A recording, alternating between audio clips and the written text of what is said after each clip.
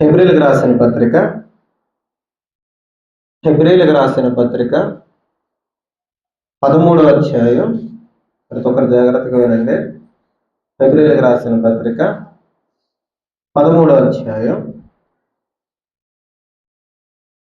4వ వచనం నుంచి 6వ వచనం వరకు చదువు.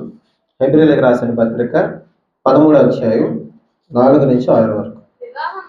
వివాహము అన్ని విషయముల్లో ఘనమైనది గాను, పాన్పు నిష్కల్మషమైనది గాను ఉండవలెను. వేశ్యాశాంగులకును వ్యభిచారులకును దేవుడు తీర్పు తీర్చును.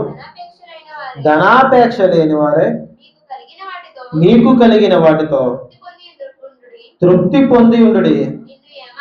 నిన్ను ఏమాత్రము విడువను, నిన్ను ఎన్నడను ఎడబాయనని అని ఆయనే చెప్పాను కదా. కాబట్టి ప్రభువు నాకు సహాయుడు, నేను భయపడను, నరమాత్రుడు నాకేమి చేయగలడు అని మంచి ధైర్యంతో చెప్పగలవారమై ఉన్నాము. దేవుడి మాటల ద్వారా మనకి ఒక నూతన వర్తమానాన్ని తెలియజేయను గాక. దేవుడి మాటలు మనం అంగీకరించడం గాక. కొంచెం గట్టిగా చెప్పండి. మంచిది. అందరూ జాగ్రత్తగా వినండి. అందరూ నా వైపు చూస్తూ వినండి. ఎవరికైనా నిద్ర వస్తే పడుకోండి. నేను అలా చెప్పుకుంటాను, మీరు అలా పడుకోండి. మంచిది. ఇక్కడ దేవాదేవుడు చెప్తున్నాడు, వివాహము అన్ని విషయాల్లో, మరలా చెప్పండి. అప్పుడు ఒక మాట రాస్తుంది, మనం చదువుతాం చూడండి. వివాహము అన్ని విషయముల్లో ఘనమైనది కాదు, ఘనమైనది గాను, పాన్పు నిష్కల్మషమైనది గాను ఉండవలెను. అంటే వివాహము ఘనమైనది అని దేవుడు అక్కడ ఫుల్ స్టాప్ పెట్టలేదు. ఘనమైనది గాను, పాన్పు నిష్కల్మషమైనది గాను ఉండవలను. అంటే మీ వివాహము ఘనంగా ఉండేలా చూసుకోండి అని చెప్తున్నాడు దేవుడు. ఘనమైనది అని చెప్పట్లేదు. వివాహం ఎలా ఉండాలట? ఘనంగా ఉండాలంటే ఏం చేయాలి? పెద్ద స్టేజ్ వేయాలి. ఇంకా భోజనాల్లో రకరకాల వెరైటీలు వేయాలి. అంతేనా? వాళ్ళు తిన్నా తినకపోయినా పర్లేదు, కానీ ఆ ఆకంతా నిండిపోవాలి. అందరూ చెప్పుకోవాలి ఎంత బాగా చేశారని. ఇది కాదు ఘనమైనదంటే. అసలు ఘనమైనదంటే, ఆ ఘనమైనదంటే ఎప్పుడు ఆ వివాహం ఘనంగా ఉంటుందంటే, వివాహమైన ప్రతి ఒక్కరూ జాగ్రత్తగా ఉండండి. వివాహం అవ్వాల్సిన వాళ్ళు కూడా జాగ్రత్తగా వినండి. వివాహం ఎప్పుడు ఘనమైనదిగా ఉంటుందంట. కింద దేవుడు కొన్ని మాటలు చెప్పుకుంటూ వచ్చాడు. పాన్పు ఎలా ఉండాలట? నిష్కల్మషమైనదిగా ఉండాలట. అంటే వివాహానికి ముందు ఎలాంటి బంధాలు కలిగి ఉండకూడదు. అప్పుడు వివాహం ఘనమైనది అవుతుంది. ఆ తర్వాత 5వ వచనంలో చెప్తున్నారు చూడండి. వివాహం చేసుకున్న వాళ్ళకి, వివాహం చేసుకోబోయే వాళ్ళకి దేవుడు చెప్తున్న మాట. అందరూ ఈ మాట చదివి ఆపేస్తారు. వివాహం ఘనమైంది, వివాహం ఘనమైంది, వివాహం ఘనమైంది. ఆ తర్వాత మాటలు పట్టించుకోరు. ఎప్పుడైనా చదవడం చూసారు? అది పెళ్ళికి చూడరు. వివాహం ఘనమైనది అంతే. అక్కడ చదువుతారా, మాట వివరిస్తారా, అయిపోయింది. తర్వాత కింద దేవుడు ఒక మాట చెప్తున్నాడు చూడండి. ధనాపేక్ష లేని వారే మీకు కలిగిన వాటితో తృప్తి పొంది ఉండుడి. భార్యాభర్తలు ఇద్దరికి దేవుడు చెప్తున్న మాట ఏంటంటే, మీకు ఏం ఉండకూడదు? ధనాపేక్ష ఉండకూడదు. మీ కాపురంలోనికి ఏం రాకూడదంటే, మీ హృదయాల్లోనికి ఏం రాకూడదంటే, ధనం అంటే పిచ్చి రాకూడదు. ఏం రాకూడదు? డబ్బు అంటే పిచ్చి రాకూడదు. ధనాపేక్ష ఉండకూడదు. డబ్బులు సంపాదించడం తప్పు కాదు. ఏం ఉండకూడదట? ధనాపేక్ష, డబ్బు డబ్బు డబ్బు డబ్బు డబ్బు, ఈ లక్షణం ఉండకూడదట. మీకు కలిగి ఉన్న దానితో ఏం చేయాలా?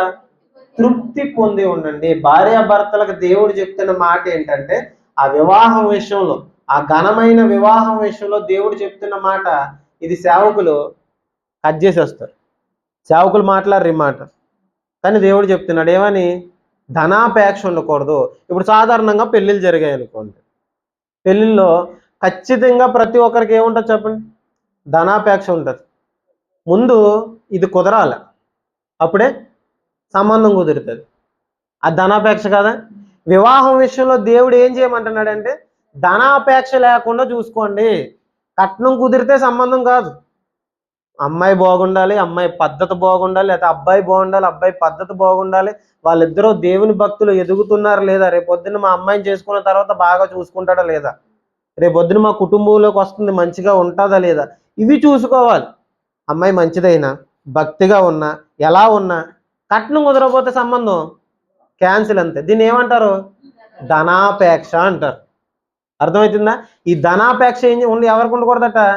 క్రైస్తవులైన వారికి ఉండకూడదు. తర్వాత దేవుడు చెప్తున్నాడు, పెళ్లిలోనే కాదు, పెళ్లి తర్వాత భార్య భర్తలకు కూడా ఏముండకూడదు? ధనాపేక్ష. కలిగి ఉన్న దాంతో ఏం చేయాలట? తృప్తి ఉండాలట. ఇప్పుడు చాలా కాపురాల్లో ఏముండదంటే తృప్తి ఉండదు. ఇప్పుడు ఎవరన్నా మంచి చీర కట్టుకున్నారనుకోండి, వెంటనే ఏమనిపిస్తుంది? మనకి కలిగి ఉన్న దాంతో తృప్తిగా ఉండాలనిపిస్తుంది. భర్తనప్పుడు శోధింతూ ఉంటారు, సాతాను శోధించినట్టు. సాతాను యేసుక్రీస్తు వారిని శోధించింది కదా అరణ్యంలో. ఇది కాకపోతే అది, అది కాకపోతే ఇది, ఇది కాకపోతే అది అని రకరకాల శోధనలు ఇచ్చింది కదా. అలాగే ఏం చేస్తారు? పక్కింటి వాళ్ళు ఏదన్నా కొనుక్కుంటే శోధన మొదలైపోతుంది. శోధన మొదలైపోయి నాకు కొంటావా కొనవా, నాకు కొంటావా కొనవా, నాకు కొంటావా కొనవా. దేవుడు ఏం చెప్తున్నాడు? దేవుడు ఏం చెప్తున్నాడు? తృప్తి కలిగి ఉండండి అని చెప్తున్నాడు. తృప్తి కలిగి ఉండండి, ఉన్న దానితో తృప్తి కలిగి ఉండండి. మీకు ఏదైతే ఉందో దానితో తృప్తిగా ఉండండి. కానీ మన ఆశలన్నీ ఏమైపోతున్నాయంటే ధనాపేక్ష వైపుకి వెళ్ళిపోతున్నాయి. అది కావాలి, ఇది కావాలి. కాపురం చక్కగా ఉండాలంటే, కాపురం బాగుండాలంటే, భార్య భర్తలు ఇద్దరు గొడవలు పెట్టుకోకుండా అన్యోన్యంగా ఉండాలంటే భార్య భర్తల మధ్య ఏం ఉండకూడదట? కలిగి ఉన్న దానితో సంతృప్తిగా ఉండి, తృప్తి కలిగి, ధనాపేక్ష లేని వారై ఉండాలట. ఇప్పుడు ధనం లేకపోతే ఎలాగండి అంటే, ధనం కలిగి ఉండాలి, ధనాపేక్ష ఉండకూడదు. ఏముండకూడదు? ధనాపేక్ష ఉండకూడదు. ధనం అంటే పిచ్చి ఉండకూడదు. కొంతమంది చూడండి, ఇంకా వాళ్ళ జీవితమే డబ్బులు, డబ్బు డబ్బు డబ్బు డబ్బు. ఎందుకు సంపాదిస్తున్నావు? సరిగ్గా తినరు, సరైన బట్టలు కూడా కట్టుకోరు, సరైన బట్టలు కట్టుకోరు, తినరు. ఆదివారం పూట ఏమైనా తెచ్చుకుందామంటే ఏమీ తెచ్చుకోరు. ఇప్పుడు ఏం చేస్తారు? ఆ ఉన్న దాంట్లోనే అలా దాచి దాచి దాచి దాచి దాచి దాచి ఏదో రోజు పోతారు. ఆ వెనకాల అన్నీ తింటారు. దీన్ని ఏమంటారంటే ధనాపేక్ష అంటారు.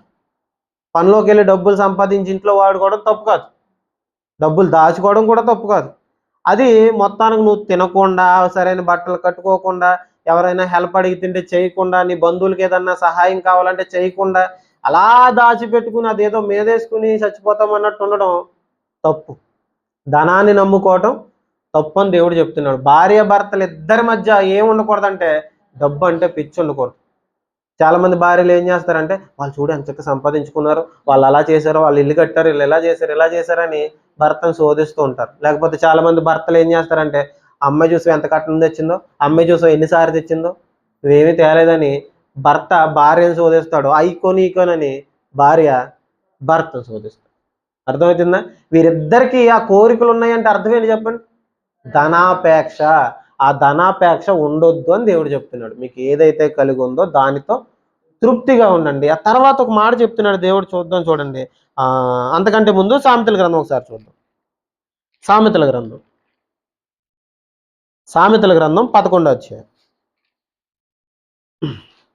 సామెతల గ్రంథం 11వ అధ్యాయం 4వ వచనం.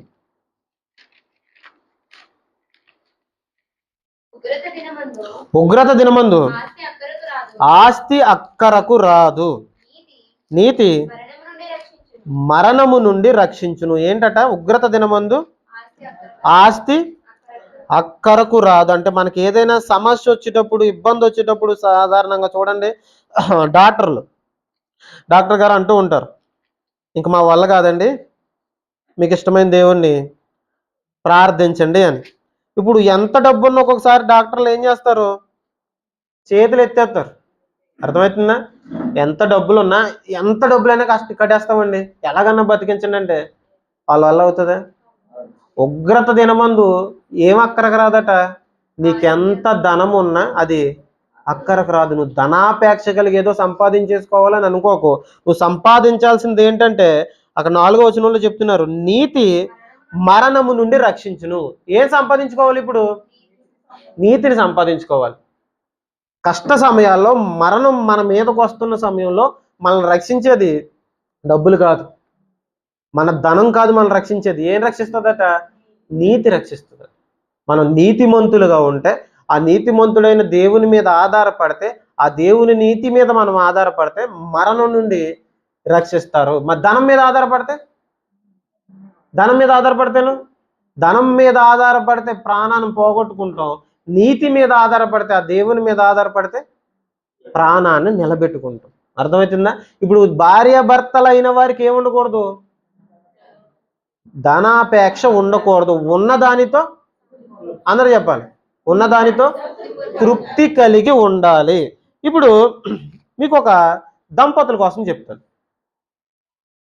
సాధారణంగా దేవుని సన్నిధికి దానికంటే ముందు ఒక మాట చూద్దాం. చూడండి, హెబ్రీలకు రాసిన పత్రిక, హెబ్రీలకు రాసిన పత్రిక అదే మాటలో కొన్ని విషయాలు ధ్యానించే ప్రయత్నం చేద్దాం. హెబ్రీలకు రాసిన పత్రిక, హెబ్రీలకు రాసిన పత్రిక 3వ అధ్యాయంలో 13వ అధ్యాయంలోనే 5వ వచనం కొంచెం కిందకి చదువుదాం. హెబ్రీలకు రాసిన పత్రిక, నిన్ను ఏమాత్రమును విడువను, నిన్ను ఎన్నడను ఎడబాయను ఆయనే చెప్పాడు. ఏంటట? ఇప్పుడు భార్య భర్తలు ఇద్దరు జ్ఞాపకం చేసుకోవాల్సింది ఏంటంటే, వారికి ధనాపేక్ష ఉండకూడదు, తర్వాత తృప్తి కలిగి ఉండాలి, ఉన్న దాంతో తృప్తి కలిగి ఉండాలి. తర్వాత ఏం చేయాలంటే, దేవుడు చెప్పిన మాటని జ్ఞాపకం చేసుకోవాలట. దేవుడు ఏం చెప్తున్నాడు? నిన్ను ఏ మాత్రము విడువను, నిన్ను ఎడబాయను. నువ్వు ధనం కోసం వెంపర్లాడక్కర్లేదు, నువ్వు ధనం కోసం కొట్టుమిట్లాడిపోక్కర్లేదు. నిన్ను విడువను, నిన్ను ఎడబాయను. ఆ కిందే చెప్తున్నారు చూడండి, ప్రభు నాకు సహాయుడు, నేను భయపడను, నరమాత్రుడు నాకు ఏమి చేయగలడు అని మంచి ధైర్యముతో చెప్పగలవారై ఉండాలి. భార్య భర్తలు ఇద్దరు ఏం చేయాలంటే, ధనం మీద మేము ఆధారపడట్లేదు. ఎవరి మీద ఆధారపడుతున్నాం? దేవుని మీద ఆధారపడుతున్నాం. ఆయన మాకు సహాయుడు. కష్ట సమయాల్లో ఆయన మాకు సహాయం చేస్తాడు. ఆయన్ని బట్టి నేను ధైర్యంగా ఉన్నాను. నరమాత్రులు మాకు ఏమి చేయలేరని అంత అంత విశ్వాసంతో చెప్పే ఆ ధైర్యం ఉండాలట. ఆ ధైర్యం ఎప్పుడు వస్తుందంటే, యెహోవా యందు భయభక్తులు కలిగి ఉండుట బహుధైర్యం పుట్టించును అని సామెతల గ్రంథంలో రాయబడి ఉంటారు. అర్థమవుతుందా? మనం ఏం చెప్పగలగాలంటే, దేవుడు నా వెనక ఉన్నాడు, దేవుడు నాకు సహాయం చేస్తున్నాడు. జాగ్రత్తగా, దేవుడు నాకు సహాయం చేస్తున్నాడు, దేవుడే నాకు సహాయకుడు. నా కష్ట సమయాల్లో, నా ఇబ్బందుల్లో, నా ఇరుకుల్లో నేను ఆయన మీద ఆధారపడతాను, నా ధనం మీద కాదు. ఆయన నీతి మీద నేను ఆధారపడతాను. నేను ఈ లోకం మీద, ఈ నరుల మీద, ఈ మనుషులందరి మీద నేను ఆధారపడను. ఎవరి మీద ఆధారపడతాను? కొంచెం గట్టిగా చెప్పండి. దేవుని మీద ఆధారపడతాననే బలమైన విశ్వాసం ఎవరికి ఉండాలట? భార్య భర్తలకు ఉండాలట. ఈ మాటలు మనం వివాహంలో ఎప్పుడు చూడం. ఈ ధనాపేక్ష కోసం చెప్తే పాస్టర్ గారిని అర్జెంటుగా స్టేజ్ దించమంటారు. కట్నం తీసుకోకూడదని చెప్పారనుకోండి, పాస్టర్ గారిని మెల్లగా వెళ్ళిపోమని చెప్తారు. అర్థమవుతుందా? ఈ ధనాపేక్ష కోసం ఎక్కడ మాట్లాడే ప్రసంగాలు మనకు కనిపించవు. కానీ భార్య భర్తలు ఇద్దరి మధ్య ఏం ఉండకూడదంటే, ధనాపేక్ష ఉండకూడదు. వివాహ బంధంలో ధనాపేక్ష ఉండకూడదు. వివాహ బంధంలో ఏముండకూడదు? ధనాపేక్ష అనేది ఉండకూడదు. ఉన్నదానితో తృప్తి కలిగి ఉండాలి. పక్కోళ్ళు కొనుక్కున్నారు, లేకపోతే పలానా ఫంక్షన్ వచ్చింది, పలానా పెళ్ళి వచ్చింది, అది వచ్చింది, ఇది వచ్చిందని లేని ఆడంబరాలకు పోకూడదు. మనుషులు కోసం ఆలోచించకూడదు. ఎవరి కోసం ఆలోచించాలి? దేవుడు చెప్పిన మాట కోసం మాత్రమే ఆలోచించాలి. ఉన్న దాంట్లో తృప్తి కలిగి ఉండాలి. ఎవరికన్నా పెట్టాలనుకోండి, మనకు ఉన్న దాంట్లోనే పెట్టాలి. మనం ఏదైనా కొనుక్కోవాలనుకోండి, మనకు ఉన్న దాంట్లోనే కొనుక్కోవాలి. వాళ్ళని వీళ్ళని చూసి వాతలు వేసుకోకూడదు. ఒక సామెత ఉంటుంది కదండి, పులిని చూసి నక్కేం చేసిందట? ఏమైందట? ఏమవుతుంది? చచ్చిపోతుంది. అర్థమవుతుందా? పులికి చారలు ఉన్నాయని నక్క వాతలు వేసుకోకూడదు. వాళ్ళకి ఏయో ఉన్నాయని మనం అలా చేయటానికి ప్రయత్నించకూడదు. వాళ్ళకు ఉన్నది కొనుక్కున్నారు, మనకు లేదు, మనకు ఉన్న దాంట్లోనే సర్దుకుని ఉండాలి. అర్థమవుతుందా? ఇలాంటి తృప్తి కలిగిన జీవితం ప్రతి భార్య భర్తల మధ్యలో ఉండాలి. భయభక్తులు కలిగి భార్య భర్తలు ఉండాలి. దేవుని సన్నిధిలో నిత్యం కనిపించే వారిగా భార్య భర్తలు ఉండాలని దేవుడు కోరుకుంటున్నాడు. అర్థమవుతుందా? దేవుని యందు భయభక్తులు ఉండాలి, ఆయన మీదే ఆధారపడాలి. తర్వాత ధనాపేక్ష ఉండకూడదు, తృప్తి కలిగి ఉండాలి. దేవుని సన్నిధిలో కనిపించే వారిగా, అంటే ఇద్దరు కలిసి దేవుని స్తుతించే వారిగా దేవుడు భార్య భర్తల్ని ఉండాలని కోరుకున్నాడు. ఆ మాట చూద్దాం చూడండి. ఆదికాండం ప్రసంగం అయ్యేదాకా కరెంట్ వచ్చేలా లేదు. ఆదికాండం 7వ అధ్యాయం. ఆదికాండం 7వ అధ్యాయం. జాగ్రత్తగా ఉందాం. విన్న కాసేపు అయినా జాగ్రత్తగా వినండి, త్వరగా ముగించుకుందాం. ఆదికాండం 7వ అధ్యాయం 8-9 వచనాలు చదువుదాం. చూడండి. దేవుడు నోవాహునకు ఆజ్ఞాపించిన ప్రకారము పవిత్ర జంతువులతోనూ అపవిత్ర జంతువులతోనూ పక్షులలోను నేలను ప్రాకు వాటిలోను మగది ఆడది జతలు జతలుగా వాడలోనున్న నోవాహు వద్దకు చేరండి. జాగ్రత్తగా వినండి. నోవాహు యొద్దకి జంతువులు ఎలా చేరాయట? మళ్ళీ చెప్పాలా? జతలు జతలుగా, ఆడవి మగవి ఎలా వచ్చాయట? జతలు జతలుగా వచ్చాయట. ఇంకో మాట చదువుతాం చూడండి. 13వ వచనం చదువుదాం. అదే అధ్యాయంలో 13వ వచనం, 7-13. ఆ దినమందే నోవాహు కుమారులను షేమును హామును యాపేతును నోవాహు భార్యయు వారితో కూడా అతని ముగ్గురు కోలలను ఆ ఓడలో ప్రవేశించారు. ఇప్పుడు ఆలోచించండి, మనుషులు జతలు జతలుగానే వెళ్ళారు, జంతువులు కూడా జతలు జతలుగానే వెళ్ళాయి. నోవాహు భార్య, ముగ్గురు కొడుకులు, ముగ్గురు కోడళ్ళు, జతలు వాళ్ళు 4 జతలు. జంతువులు జతలు జతలుగా, మగవి ఆడవి, మగవి ఆడవి. ఇప్పుడు ఓడలో ఉన్నాయన్నీ ఒంటరిగా లేవు, ఎలా ఉన్నాయి? జతగా ఉన్నాయి. అర్థమవుతుందా? ఇప్పుడు ఓడ దేనికి సాదృశ్యం? సంఘానికి సాదృశ్యం. అర్థమవుతుందా? ఆ రోజు ఓడలోనికి వెళ్ళిన వారందరూ రక్షించబడ్డారు. ఇప్పుడు దేవుని రాకడ దగ్గరకు వస్తుంది, ఈ సమయంలో సంఘంలో ఉన్న వాళ్ళు రక్షించబడతారు. అర్థమవుతుందా? ఇప్పుడు ఆ రోజు ఓడలో ఉన్న వాళ్ళు రక్షించబడ్డారు, ఈ రోజు సంఘంలో ఉన్న వాళ్ళు రక్షించబడతారు. ఆ రోజు ఓడలో జంతువులు కానీ మనుషులు కానీ ఎలా ఉన్నారు? జతలు జతలుగా ఉన్నారు. ఈ రోజు సంఘంలో కూడా ఎలా రావాలట? సంఘాలకి జతలు జతలుగా రావాలి. భార్య భర్తలు ఇద్దరు కలిసి సంఘానికి రావాలనేది దేవుని ప్రణాళిక. అర్థమవుతుందా? దేవుని ప్రణాళిక. ఇప్పుడు మీకు ఒక మాట చెప్తాను, జాగ్రత్తగా వినండి. శిరస్సు, స్త్రీకి శిరస్సు ఎవరు? ఇప్పుడు స్త్రీ తన భర్తను తీసుకురాకుండా ఒక్కరే వస్తున్నారంటే అర్థం ఏంటి? శిరస్సు ఎవరు? ఎలా వస్తుంది ఆవిడ? తల లేకుండా వస్తుంది. అర్థమవుతుందా? పురుషుడి శిరస్సు, ఆ శిరస్సు లేకుండా ఆవిడ వస్తుంది. దేవుడి చిత్తం ఏంటంటే, దేవుని ప్రణాళిక ఏంటంటే ఎలా రావాలి? సంఘానికి జతలు జతలుగా రావాలి. కొత్తగా పెళ్ళైన వాళ్ళు మాట అంటారు ఏంటంటే చిలకా గోరింకల్లాగా ఉన్నారనేసి. ఎలా ఉన్నారట? ఎందుకు చిలకా గోరింకల్లాగా ఉన్నారు? కొత్తగా పెళ్ళింది, కొత్త కొత్త బట్టలు వేసుకుంటారు, వాళ్ళు కలిసిమెలిసి ఎలా నవ్వుతూ తిరుగుతుంటారు, చూడటానికి చిలకా గోరింకల్లాగా ఉన్నారు. ఎప్పుడు చిలకా గోరింకల్లాగా ఉంటారో తెలుసా? ఇద్దరూ కలిసి తెల్లటి వస్త్రాలు ధరించుకుని, ఇద్దరు చెరుకో బైబిల్ పట్టుకుని అలా దేవుని మందిరానికి నడుచుకుంటూ వచ్చి ఇద్దరూ కలిసి మోకరించి ప్రార్థన చేసి దేవుని ఇద్దరు కలిసి స్తుతిస్తున్నారు అనుకోండి. ప్రార్థన అయిపోయిన తర్వాత పాస్టర్ గారి దగ్గరికి వచ్చి ఇద్దరు ప్రార్థన చేసుకుంటున్నారు అనుకోండి, అప్పుడు చిలకా గోరింకల్లాగా ఉన్నట్టు. అర్థమవుతుందా?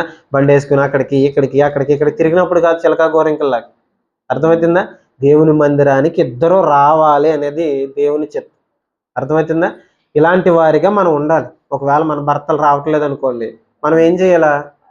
పూర్వం నువ్వు ఎట్టుకుని తినే నేను గుడికి వెళ్ళి వచ్చేస్తాను, లేకపోతే పిల్లల గుడికి చర్చికి రాలేదనుకోండి, సరే నేను చర్చికి వెళ్ళి వచ్చేస్తాను రా, ఇంకా అన్నం అక్కడ ఎడేసాను, టీ పెట్టుకున్నావా, కాసేపు నాకు అన్నం వేసుకుని తినేసి అలా తిరిగి నువ్వు ఊరి మీద, నేను మాత్రం ఏం చేస్తాను? మందిరానికి వచ్చేస్తాను. మన పిల్లల్ని మనం తీసుకురావట్లేదు, తర్వాత మన భర్తల్ని కూడా మనం తీసుకురావట్లేదు, మనం ఒక్కలమే తలకే లేకుండా వస్తున్నాం. అర్థమవుతుందా? ఎంత మాత్రం అలా ఉండటానికి వీలు లేదు. చెప్పాలి, వినరు వాళ్ళు. ప్రతిరోజు చెప్పాలి. మన పిల్లల్ని, మన భర్తల్ని, మనమంతా కుటుంబం అంతా దేవుని సన్నిధిలో కలిసి ఆరాధించాలనేది దేవుని చిత్తం, దేవుని ఏర్పాటు. దేవుడు అదే కోరుకుంటున్నాడు. కానీ మనం కుటుంబం అంతా ఇక్కడ ఉండలేకపోతున్నాం. అర్థమవుతుందా? కుటుంబంలో ఎంతమంది ఉన్నారో అంతమంది సంఘంలో ఉండాలంతే. సంఘంలో అంతా కలిసి ఆరాధిస్తే యెహోవా యందు భయభక్తులు కలిగి ఉన్న కుటుంబం చక్కగా ఆశీర్వదించబడుతుంది. వారి చేతుల కష్టార్జితాన్ని వాళ్ళు అనుభవిస్తారట. ఏ కుటుంబం అయితే యెహోవా యందు భయభక్తులు కలిగి ఉంటుందో ఆ కుటుంబం చేతుల కష్టార్జితాన్ని అనుభవిస్తారంట. కష్టపడి సంపాదించిన దాన్ని అనుభవిస్తారట. ఇప్పుడు చూడండి, మనలో చాలా మంది కష్టపడతాం, ఆ కష్టపడిన డబ్బులంతా ఎక్కడికి వెళ్తాయి? జనదగిరి డాక్టర్ గారి దగ్గరికి వెళ్తాయి. అవునా? కష్టపడతాం, వాటిని మనం ఏం చెయ్యం, అనుభవించం. కష్టపడిన డబ్బులు మనం అనుభవించం. ఆరోగ్యం ఉండదట. మనం ఎంత కష్టపడినా మనకి సరైన ఆరోగ్యం లేక ఆ డబ్బులన్నీ పట్టుకెళ్ళి వేరే వాళ్ళకి ఇస్తాం, అవి అనుభవించలేం మనం. ఇప్పుడు ఆ డబ్బులు మనం కష్టార్జితాన్ని మనం అనుభవించాలంటే, ఆ కష్టార్జితం మనం సంపాదించుకుంది 500 అన్నా దాంతో తృప్తిగా బతకాలంటే కుటుంబం అంతా ఏం కలిగి ఉండాలి చెప్పండి? ఏం కలిగి ఉండాలి? యెహోవా యందు భయభక్తులు కలిగి ఉంటే మన చేతుల కష్టార్జితాన్ని మనం అనుభవిస్తాము. కుటుంబం అంతా దేవుని యందు భయభక్తులు కలిగి ఉండాలి. ఇప్పుడు ఒక చిన్న మాట చెప్తాను. ఇప్పుడు వాడలో వచ్చిందా? జాగ్రత్తగా వినండి. ఇప్పుడు వాడలో కుటుంబం అంతా ఉన్నారు. వాడలో కుటుంబం అంతా ఉన్నారు. ఆ కుటుంబం మధ్యలో ఎప్పుడైనా గొడవలు జరిగినట్టు, వాళ్ళు ఎప్పుడన్నా కొట్టుకున్నట్టు, తిట్టుకున్నట్టు, ఒకరినొకరు కోపించుకున్నట్టు ఎక్కడైనా రాయబడిందా? నోవహు గారి భార్య ఉంది, నువ్వు అన్ని ఇలాంటి పనులే చేస్తుంటావు అని ఎప్పుడైనా అన్నదా? ఎప్పుడైనా గొడవ పెట్టుకున్నారా వాళ్ళు? ఎక్కడా రాయబడలేదు. ఎక్కడ వాళ్ళు గొడవ ఇంత వివరంగా ప్రతీది రాసుకొచ్చిన దేవుడు వాళ్ళ మధ్యలో గొడవ జరిగితే రాయడా? ఖచ్చితంగా రాస్తాడు. అక్కడ చెట్ల కోసం, పుట్ల కోసం, ఆ సముద్రాల కోసం అవన్నీ వివరంగా రాసుకొచ్చిన దేవుడు అవేంటికి రాయడు? వాళ్ళ మధ్యలో గొడవ జరగలేదు. నోవహు గారి భార్య కావచ్చు, నోవహు గారి కోడలు కావచ్చు, వాళ్ళ భర్తలను అర్థం చేసుకున్నారు. ఒకళ్ళు అర్థం చేసుకుని వాళ్ళ మధ్యలోకి ఏం రానివ్వలేదు చెప్పండి? గొడవలు రానివ్వలేదు. అర్థమవుతుందా? వాళ్ళు గుణవతి అయిన భార్యలు, వీళ్ళు భక్తిపరులైన భర్తలు. అర్థమవుతుందా? ఎప్పుడైతే భార్య భర్తలు ఇద్దరు భక్తిగా ఉంటారో వారి కుటుంబం చక్కగా ఉంటుంది. ఎప్పుడైతే భార్య కానీ భర్త కానీ భక్తిగా లేరో ఏమనిపిస్తుందో తెలుసా? ఒక మాట చదువుతాం చూడండి. భార్య ఒకవేళ కుటుంబంలో భక్తిగా లేకపోతే భర్తకి ఏమనిపిస్తుంది అనేది చూద్దాం చూడండి. సామెతల గ్రంథం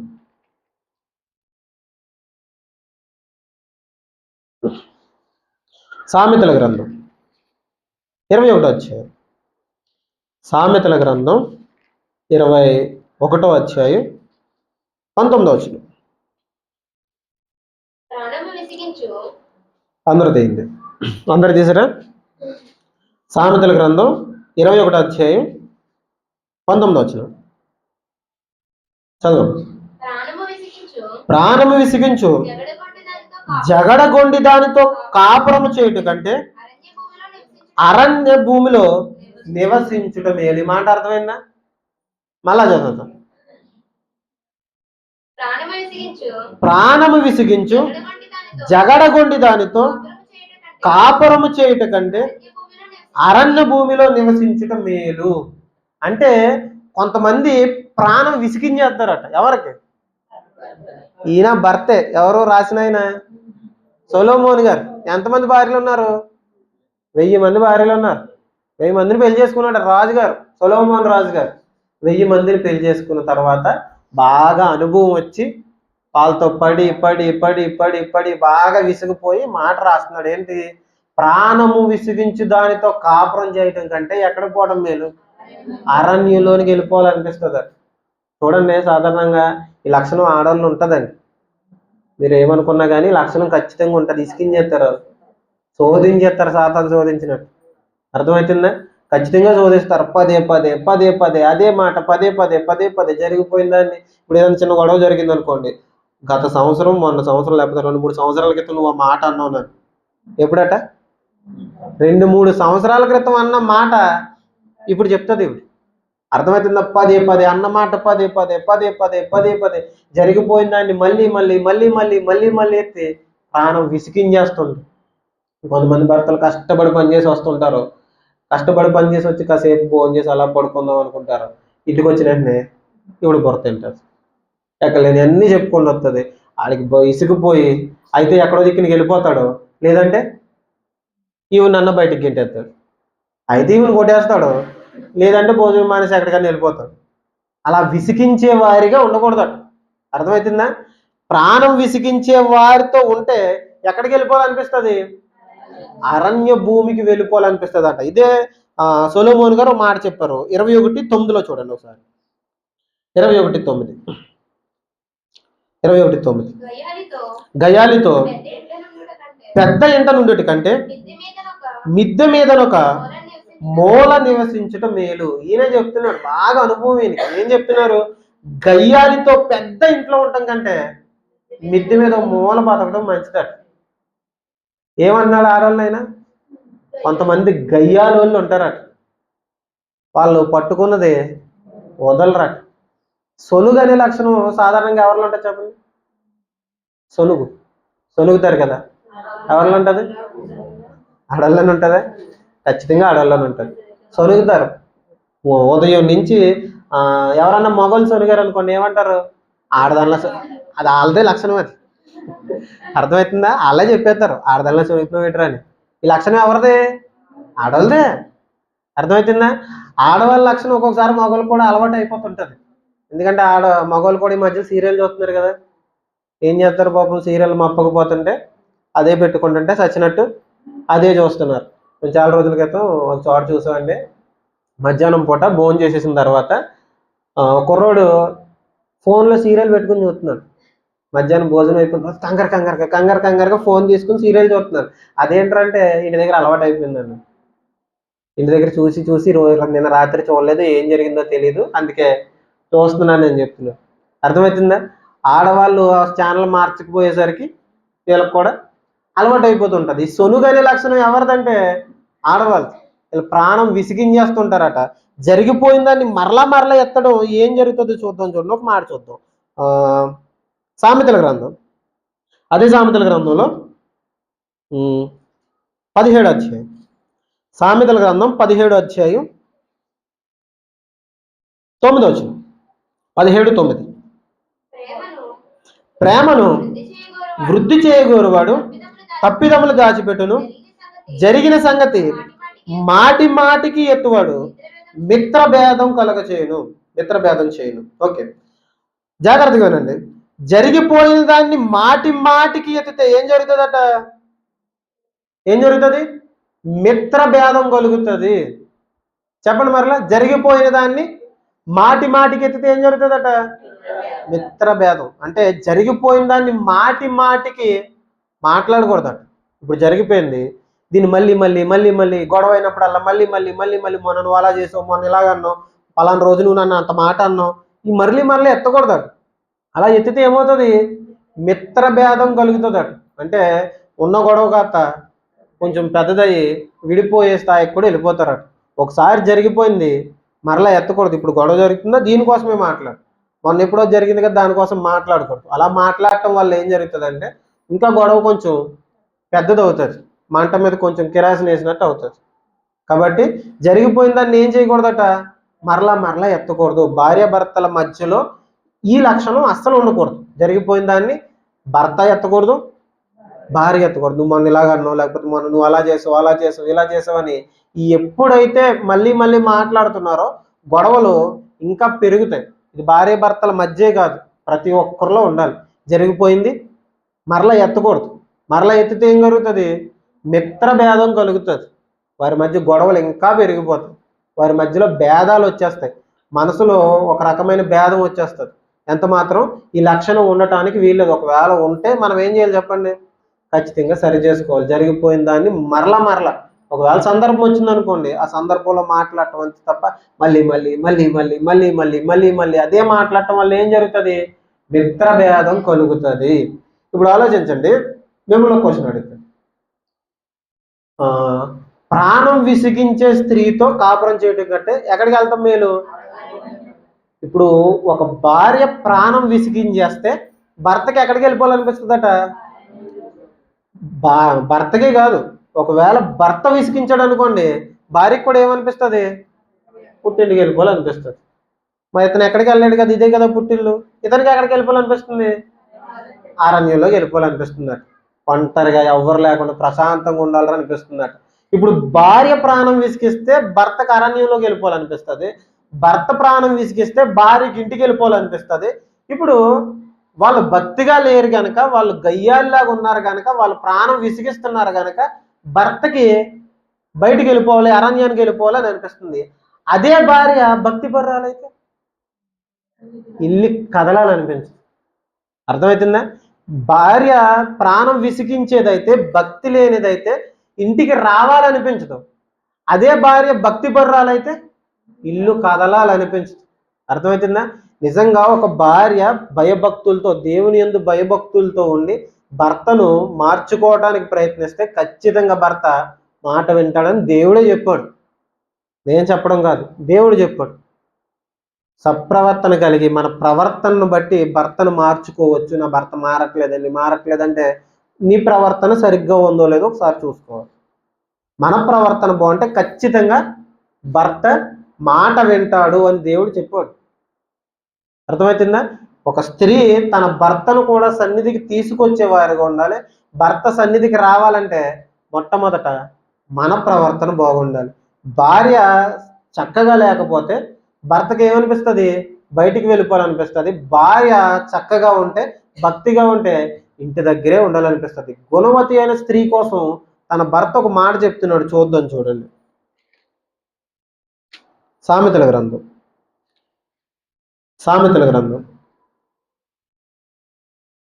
గ్రంథం 31 అధ్యాయం ఊహించుకుందాం. సామెతల గ్రంథం 31 అధ్యాయం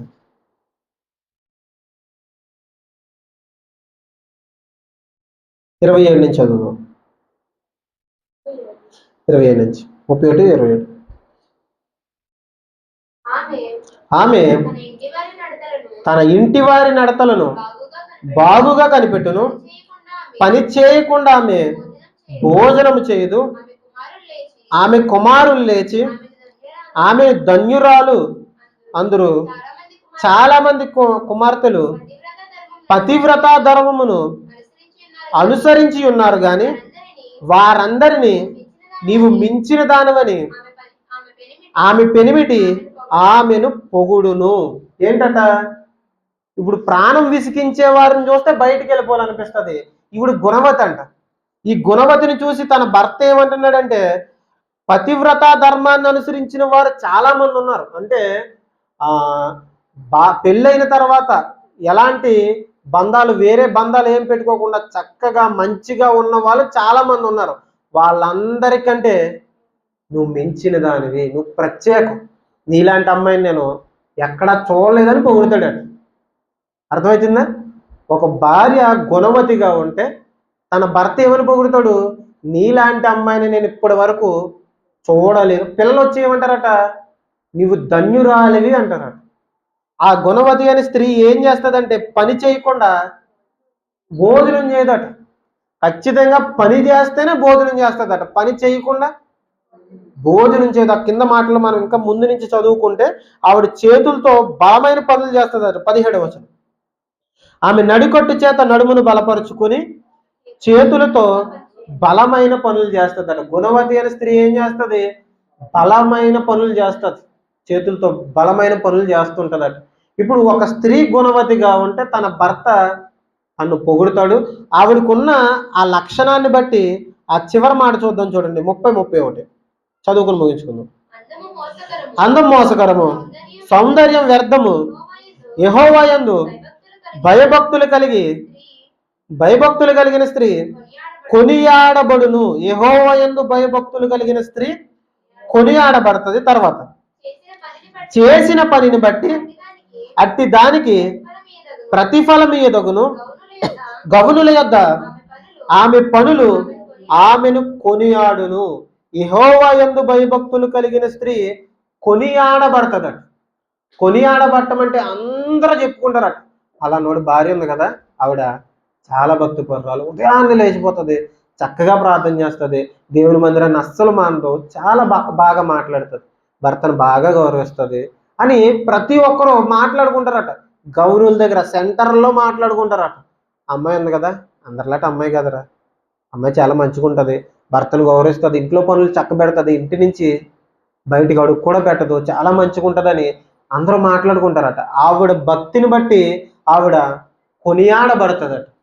ఈ మాటలు సొలొమోను రాజు గారికి వాళ్ళ అమ్మగారు చెప్తున్నారు. సొలొమోను గారికి వాళ్ళ అమ్మగారు చెప్తున్నారు, నాన్న అందం మోసకరం, సౌందర్యం వ్యర్థం. ఈయన ఎవరు నచ్చితే వాళ్ళని పెళ్లి చేసేసుకునేవాడు. ఎవరు నచ్చితే వాళ్ళని పెళ్లి ఎవరు అందంగా ఉంటే వాళ్ళని పెళ్లి చేసేసుకునేవారు. వెనక ముందు ఆలోచించేవాడు కాదు, అందంగా ఉంటే పెళ్లి చేసేసుకోవడమే. అతనికి వాళ్ళ అమ్మగారు చెప్తున్నారు, అందం మోసకరం, సౌందర్యం వ్యర్థం నాన్న, నువ్వు గుణవతి అయిన స్త్రీని పెళ్లి చేసుకో. ముందు మాటల్లో చెప్తారు, గుణవతి అయిన భార్య దొరుకుట అరుదు. ఎప్పుడు అరుదట? ఎప్పుడో అరుదన్నారు. సొలొమోను కాలంలో అరుదు. అప్పుడు గుణవతి అయిన భార్యలు దొరకడం అరుదట. ఇప్పుడు దొరుకుతారో లేదో కూడా తెలియదు. గుణవతి లక్షణాలు కింద అన్నీ రాసి ఉంటాయి. నువ్వు ఎవరిని పడితే వాళ్ళకి చేసుకోకు నాన్న, ఎవరిని పడితే వాళ్ళని వివాహం చేసుకోకు, గుణవతి అయిన భార్యను చేసుకో. ఎవరిని పడితే గుణవతి అయిన స్త్రీని పెళ్లి చేసుకో. ఆవిడ పెళ్లి చేసుకున్న వాటి ఇదిగో ఆవిడ నీకు ఇన్ని మేలులు చేస్తుంది అని వరుస పెట్టి అన్ని చెప్పుకుంటూ వస్తారు. ఒక మాట చదువుదాం చూడండి, 10-11 వచనాలు చదువుదాం, ముగించేసుకుందాం. 10-11 వచనాలు. గుణవతి అయిన భార్య దొరుకుట అరుదు, అట్టిది ముత్యము కంటే అమూల్యమైనది. ఆమె పెనిమిటి ఆమె యందు నమ్మిక ఎంచును, అతని లాభ ప్రాప్తికి వెలితి కలగదు. ఆమె తాను బ్రతుకు దినములన్నీ అతనికి మేలే చేయును గాని కీడు చేయదట. తను బ్రతికి ఉన్న దినాలంతా తన భర్తకు మేలే చేస్తుంది కానీ కీడు ఎంత మాత్రం చేయదు. తన భర్త లాభ ప్రాప్తికి వెలితి కలిగించదు. ఏం చేయదట? భర్త లాభ ప్రాప్తికి వెలితి కలిగించదు. అంటే భర్త సంపాదించే సంపాదనని వెనక నుంచి చిల్లు పెట్టదట. అంటే నాకు ఆ కాస్ట్లీ కావాలి, నాకు ఈ కావాలి, ఈ కావాలని తను ఏదో అడగదట. తను ఏం చేస్తుందంటే ఇంటి దగ్గరే ఉండి పని చేసి డబ్బులు సంపాదిస్తుందట. ఆ కింద మాటలు మీరు చదువుకుంటే అర్థమవుతుంది. భర్తని అవి కొను ఇవి కొను అందట. ఇంటిలోనికి ఏం కావాలో తానే డబ్బులు సంపాదించి ఇంట్లో అన్నీ చక్కబెడుతుందట. గుణవతి అయిన భార్య లక్షణాలు ఇవి. సొలొమోను రాజు గారికి చెప్తున్నారు, నువ్వు ఎవరిని పడితే వాళ్ళు వివాహం చేసుకోకు, గుణవతి అయిన స్త్రీని చేసుకో. గుణవతి అయిన స్త్రీ కోసం ఎందుకు ఎంత ఎలా చెప్తున్నానంటే, ఒక కుటుంబంలో ఒక స్త్రీ సరిగ్గా సరైన భక్తి చేయగలిగితే ఆ స్త్రీ తన కుటుంబాన్ని అంతటిని కట్టుకోగలదు. భర్త భక్తిగా లేడా, భర్తను మార్చుకోగలదు.